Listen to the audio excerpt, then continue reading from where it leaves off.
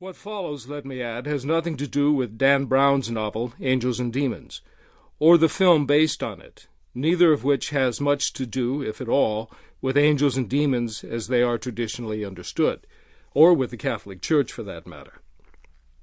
The following 12 lectures will deal, first of all, with a look at how we are going to proceed. Method is more important here than might be expected. Then I will devote 2 talks to the origin and development of angels in the faith world of the biblical tradition, Hebrew, Christian, and to some degree Muslim. Next, I'll devote a lecture to the further development of beliefs about angels and demons and practices associated with them among peoples of the book and other believers during the next long period after the Protestant Reformation in Europe. The following 2 talks will shift focus to the contemporary world. I'll look at the role of angels in recent times in terms of religious experience, theological speculation, and pastoral ministry. Finally, I'll attempt to provide a few answers, or at least pointers toward understanding what all this interest in angels means, its significance for people today and possibly tomorrow. The second part of the program will look at the opposite side of the coin in 4 lectures: the emergence in belief of notions about Satan or the devil, the fall of the angels as well as demons, and the phenomena associated with them, particularly cases of possession and the rituals devised to expel them. The final 2 talks will summarize the set and attempt to provide some insight into what belief, thought, and practice regarding the angelic and demonic aspects of human experience mean in terms of our place and life in the world today. As we begin, let me be clear, first of all, about the difference between belief and theology regarding angels, the devil, demons, God, Satan, and other items of people's religious pantheon. Belief can neither be proved nor disproved. It is a personal perspective that may be well or weakly grounded, but it has to be accepted for what it is, the view of a person or a group of people about what is the case. Theology is a sustained, critical reflection on belief, and the sources of belief, as well as the consequences of believing certain things in terms of how we act.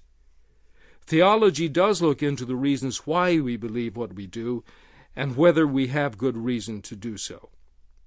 We'll begin with some clearly apparent beliefs. Theology will come in later. Angels have remained popular items of interest for centuries, even in an age in which science and technology seem to reign supreme. It is more baffling to many observers why the demonic aspect in particular and accounts of demonic possession and rites of exorcism have reappeared in recent times. But from their frequent appearance in movies, not to say pseudo-documentaries on the History Channel and thrillers on the Sci-Fi Channel, demons may be even more firmly lodged in the popular imagination than angels. Both have their place in computer games, and if anything, it would seem that demons have gotten the upper hand. Having regularly surveyed my undergraduate students for about 5 years, beginning 2 decades ago, when demons and the devil seemed even more in the forefront of popular religious consciousness than angels, I was not completely surprised by recent statistics. What I found surprising back in the 1970s and 80s was that more of my undergraduates tended to believe in the existence of the devil and demons than in that of angels, and many even found witches, vampires, and werewolves more credible. More surprising yet was a tendency, although not a shockingly large one, for the students overall to believe more in angels than in God. Belief in angels has been fairly consistent in the United States for at least 2 decades. In 1993, according to Time magazine, 69% of the American public believed in angels. 46% believed they had a personal guardian angel. Polls conducted by George Gallup and the National Opinion Research Institute reported similar findings. Back in November of 1994, Newsweek magazine announced that 20% of those they interviewed had had a revelation from God during the year, and 13% had seen or sensed the presence of an angel. And Time magazine's Easter issue that year reported that the same number, 69% of those polled, said they believed in miracles. Many